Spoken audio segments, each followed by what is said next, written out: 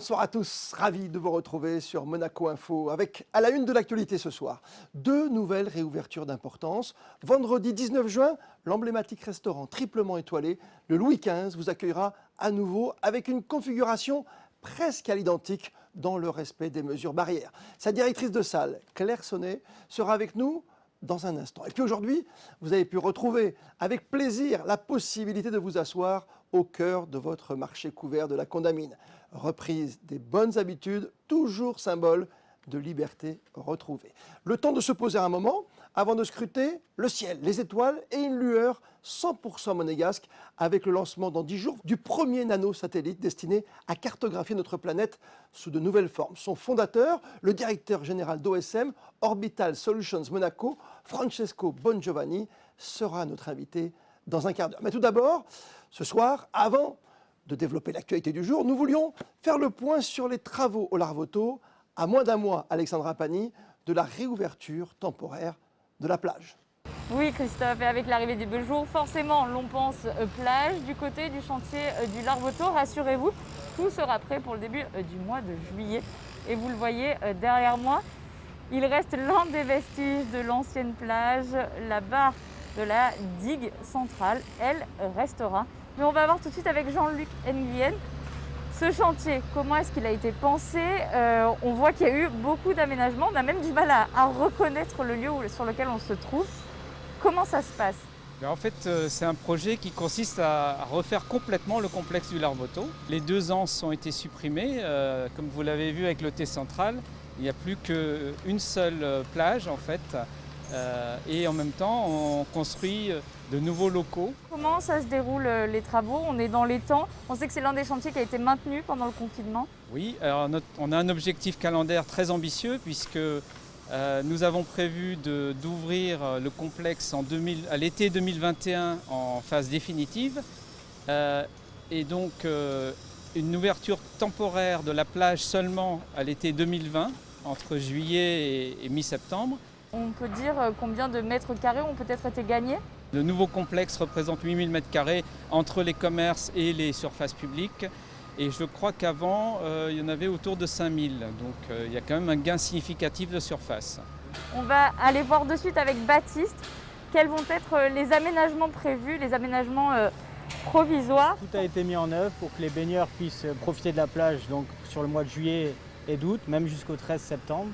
Il y a un rajout de sable qui a été fait, un nouveau modelage de la plage et la séparation avec le chantier pour la continuité des travaux.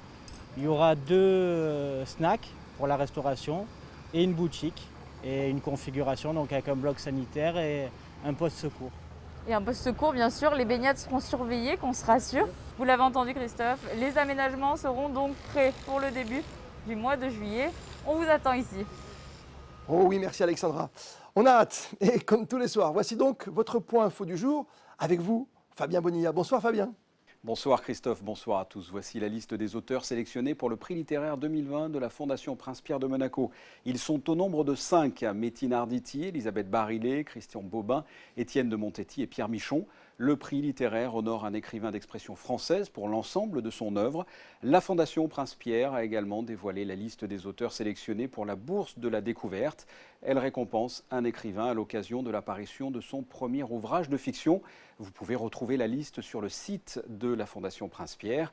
Les lauréats du prix littéraire et de la Bourse de la Découverte seront officiellement annoncés lors de la cérémonie de proclamation des prix de la Fondation le mardi 13 octobre à l'Opéra Garnier. Et l'apparition, Fabien, massive de distributeurs de gel hydroalcoolique.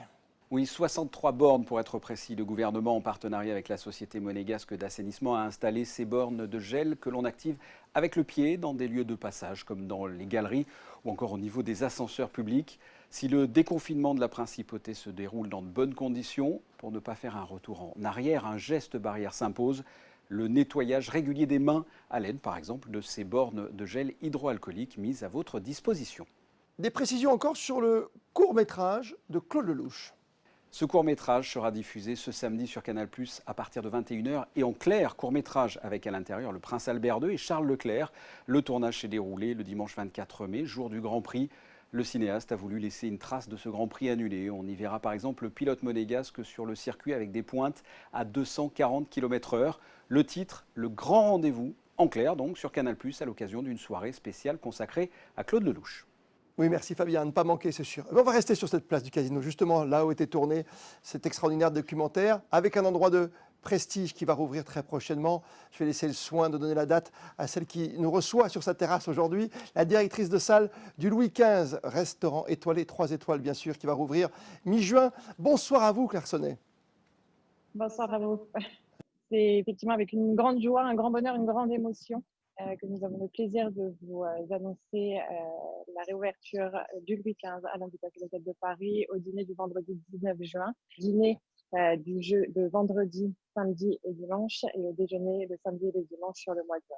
Ça s'entend dans votre voix, évidemment, il y a de l'émotion. Il y a un petit peu d'appréhension quand même, parce qu'il faut être au niveau. Quand on a 3 étoiles, on ne peut pas se permettre la moindre faute. Exactement, comme toujours, comme chaque jour, c'est une quête de l'excellence et de donner le meilleur de soi-même au quotidien. Bien évidemment, cette période inédite que nous venons de traverser nous a fait grandir, nous fait grandir au quotidien. Avant de parler de la carte du Louis XV qui nous fait toujours rêver, bien sûr, les mesures barrières, pour vous, c'est peut-être moins compliqué que dans d'autres établissements parce qu'il y a de l'espace généralement dans un 3 étoiles. Nous avons beaucoup de chance, effectivement, dans cette très belle salle emblématique du Louis XV et sur la terrasse du Louis XV, d'avoir cette distanciation sociale qui est effectivement déjà respectée. Nous allons pouvoir accueillir de nouveau nos convives dans les meilleures conditions. Nos collaborateurs, nos fournisseurs sont formés à tous ces gestes barrières. Les mesures demandées par le gouvernement monégasque sont appliquées, bien évidemment. La capacité, Claire Sonnet, ne bouge pas donc, ou presque. La capacité d'accueil, effectivement, ne bouge pas ou presque.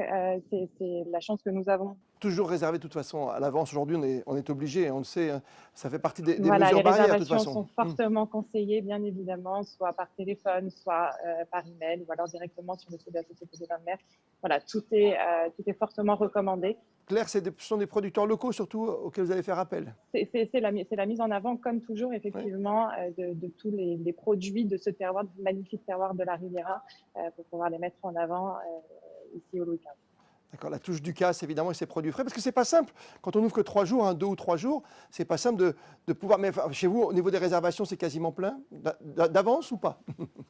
Exactement, nous avons la grande joie, nos convives répondent très positivement et sont déjà présents très fortement sur ce premier week-end de réouverture. C'est une gestion, c'est une logistique au quotidien que le chef Dominique Flory assure et que nous assurons toutes et tous avec l'ensemble de nos fournisseurs. Merci à eux, bien sûr, parce que tout le monde joue du jeu, tout le monde est effectivement impatient et c'est un travail d'humain avant toute chose, c'est effectivement une équipe, il n'y a pas que les personnes que l'on voit devant, comme vous le savez, comme tout le monde le sait, il y a toutes les personnes qui sont là autour et qui répondent présent. Ça veut dire que vous êtes obligé de repartir également avec, c'est pas un déconfinement progressif pour vous, c'est quasiment tout le personnel qui va revenir petit à petit d'ici la date du 19 juin?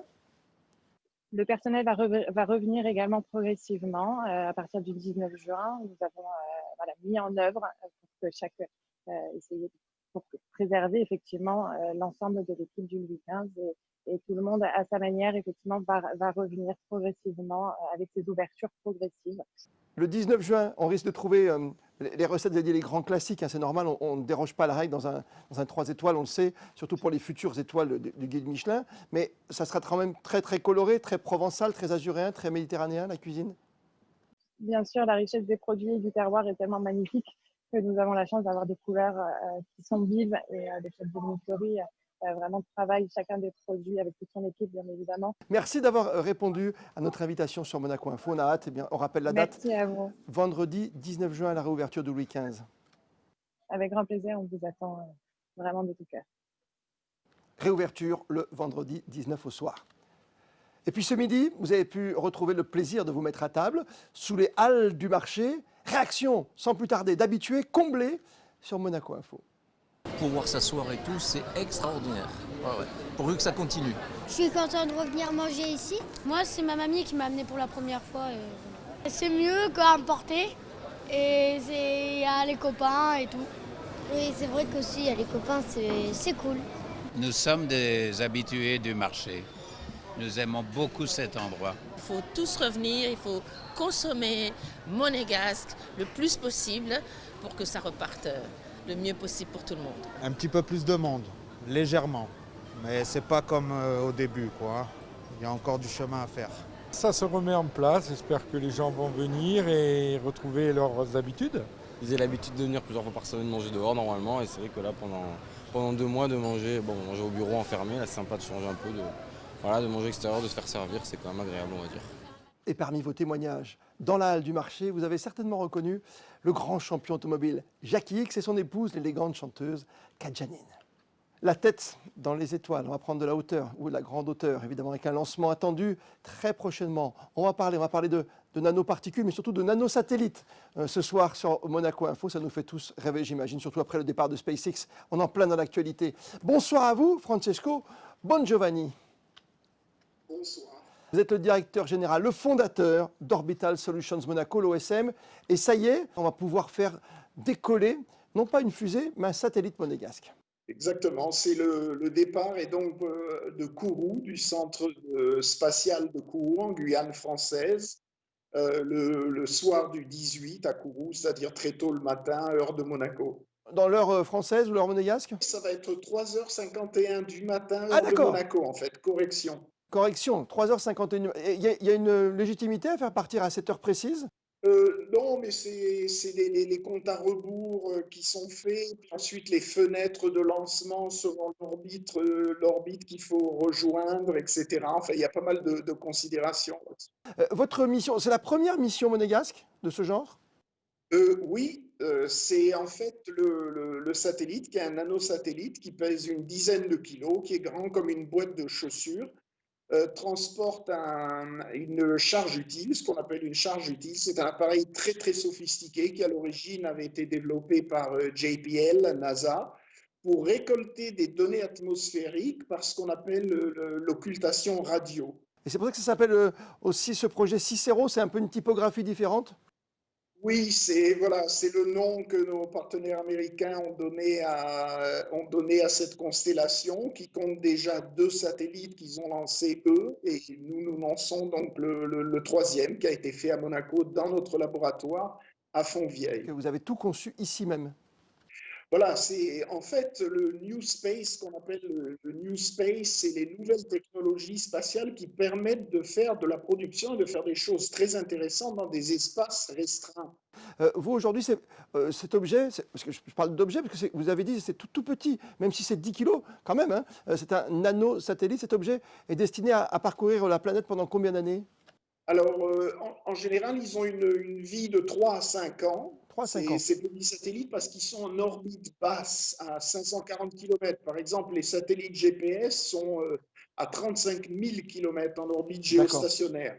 Ces petits satellites sont en orbite basse et tournent donc très vite, à peu près 27 000 km/h.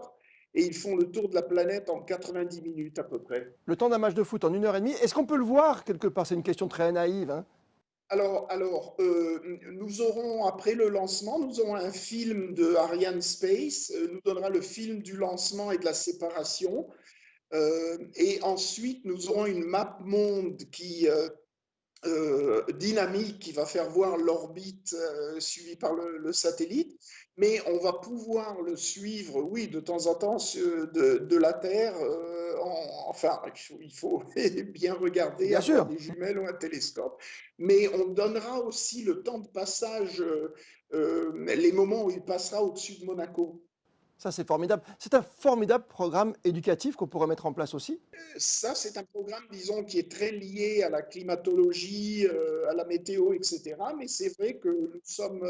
on a par exemple lancé récemment, durant le confinement, des webinaires avec les élèves d'école de Monaco sur des sujets de l'espace. Et là, nous nous préparons à lancer un programme de construction d'un petit satellite dans nos laboratoires par les élèves des écoles de Monaco. Ça serait une première pour les élèves avant le bac. Oui. Le 18 juin, vous serez à Kourou. On aurait voulu aller à Kourou assister au départ, mais à cause de la crise sanitaire, les autorités ont décidé à Kourou, voilà, d'en faire ce qu'on appelle un lancement technique, c'est-à-dire où il n'y a pas de public. Après avoir envoyé un satellite, un nanosatellite, est-ce qu'on a envie d'aller dans SpaceX faire un voyage? Est-ce qu'on a d'autres idées et de créer encore autre chose chez vous, ici, Made in Monaco?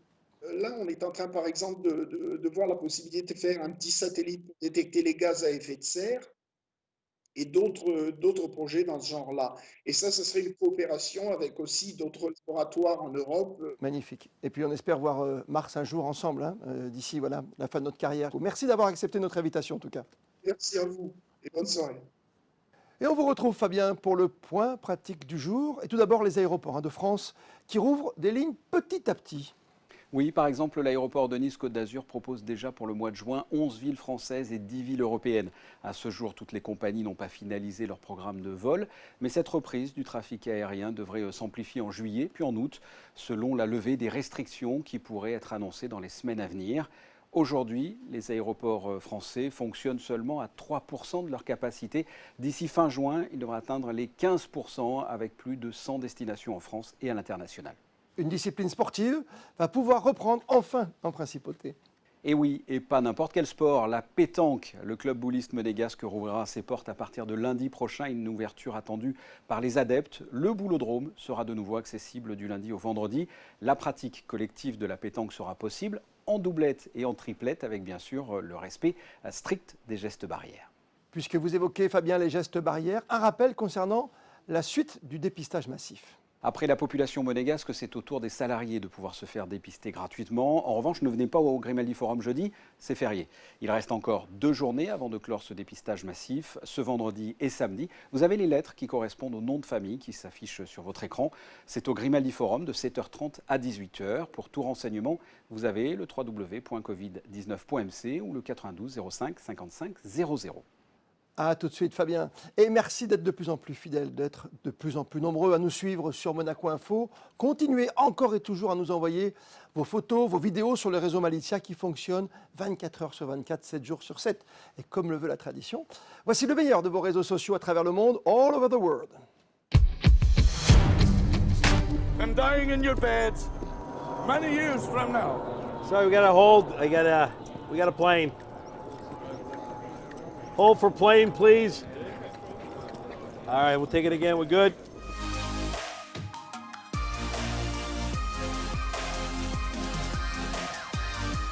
For one chance. Mel, I'm sorry, guys. We got another plane. Sorry about that. It was a good take.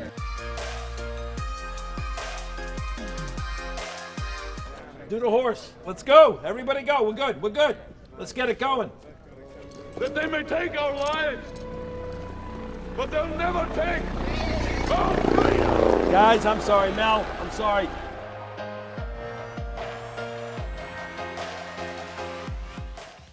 Et pour être complet, la météo Fabien pour ces prochaines heures. Ça sera un temps assez instable et assez difficile à prévoir. Donc en résumé, si vous voulez bien me croire, le temps sera plutôt ensoleillé le matin. Ça se couvre au fil de la journée pour laisser place à de la pluie et des orages. Quant aux températures, elles varieront de 13 à 17 degrés. Le soleil se lèvera à 5h48 pour se coucher à 21h12. Et ce jeudi, nous fêterons les Barnabés. Et ça n'a rien à voir, mais sachez, Christophe, que le mari de la reine d'Angleterre, le prince Philippe, duc d'Édimbourg, vient de fêter son 99e anniversaire ce mercredi. Merci beaucoup Fabien. On termine avec les instantanés d'une journée de chantier au bord de mer, au Larvoto. Photo signée Manu Vitali. Bonne fin de soirée à toutes et à tous. Je vous donne rendez-vous lundi. Demain, 19h, c'est Émilie Rousseau que vous retrouverez pour un tout nouveau journal. Plus que jamais, vous êtes bien, vous le savez, sur Monaco Info.